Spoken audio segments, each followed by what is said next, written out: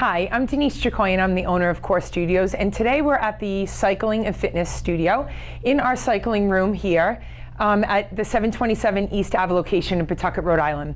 Our studio is outfitted with the stadium-style cycling setup. We have stadium-style seating. We also have a performance heart rate system called MyZone, and we also have the Kaiser M3 fitness bikes. Today I'm going to be helping you come into our studio and come to your first cycle class. Sometimes it's difficult to come into cycling classes when it's crowded and you're not exactly sure how to set up your bike. So we're hoping that we will help you make your first cycling class an enjoyable experience. First, I'm going to have you step next to your bike. These are the Kaiser M3 bikes. Your first setup that I would like you to do is to stand next to your bike.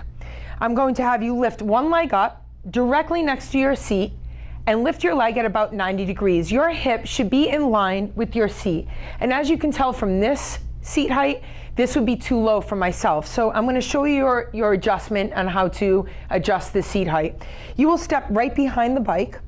There is a black knob that you unscrew to the left. I'm going to have you lift your seat up at exactly the letter that aligned with your hip.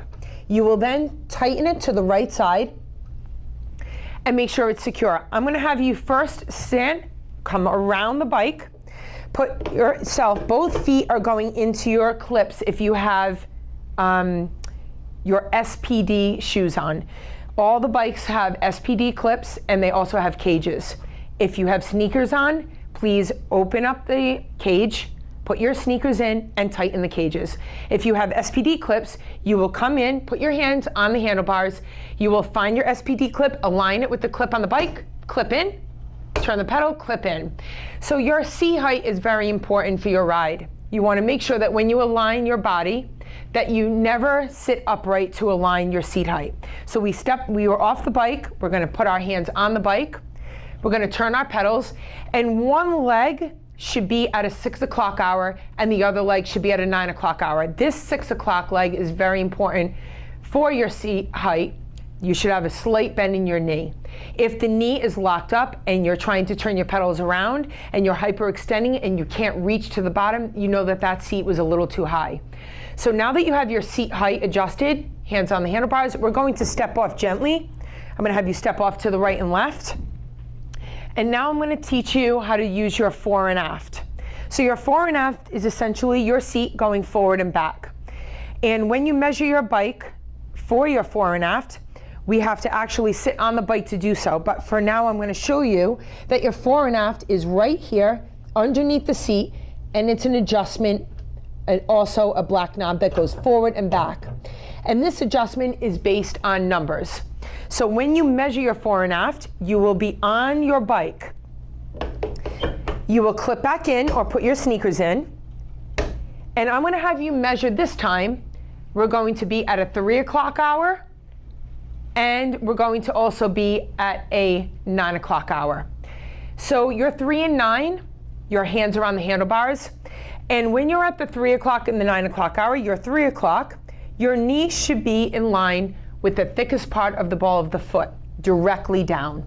If your knee is behind, right at the ankle, you may want to bring your seat a little bit forward. If your knee is behind completely, you may absolutely need to bring your seat forward. So this is really important. If your knees are too far forward or your seat, your fore and aft is too far forward, when you're riding, you will feel only the knees and not the posterior chain.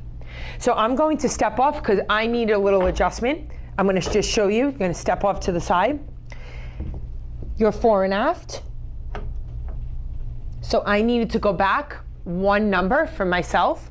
I'm going to tighten this back up. I'm going to step back on the bike gently. Make sure you're clipped in if you have your shoes on. I'm going to re-measure here at that 3 o'clock, 9 o'clock hour. And now my knee is perfectly in line with the thickest part of my foot. I'm going to relax my shoulders and start to go into a full pedal stroke. Your seat is now perfectly aligned for your body. Your arms should be relaxed. And now the handlebar height is your last option. The handlebar height sometimes is for comfort. Depending on how advanced you are, your handlebar height can be lowered if you're an advanced rider. If you're a beginner, I would definitely recommend lifting your handlebar height up to a line with length of the shoulder to the wrist, and then to the hand on the handlebars. Your back is in very slight forward flexion. To measure your handlebar height, as I just told you, when you adjust it, this knob turns to the left and the handlebars go up and down, and they are also numbered. So please make sure that everything is tightened back up securely when you finished your adjustment, and then you're back on your bike to finish your ride. There are 3 major adjustments, and we just did all 3. Your handlebars are completely adjusted, and now your gears are right here. And depending on your class, they will tell you how to move your gears up and down. I hope that this was a helpful tool for you, and we hope that you have a wonderful ride here at Core Studios. Thank you so much.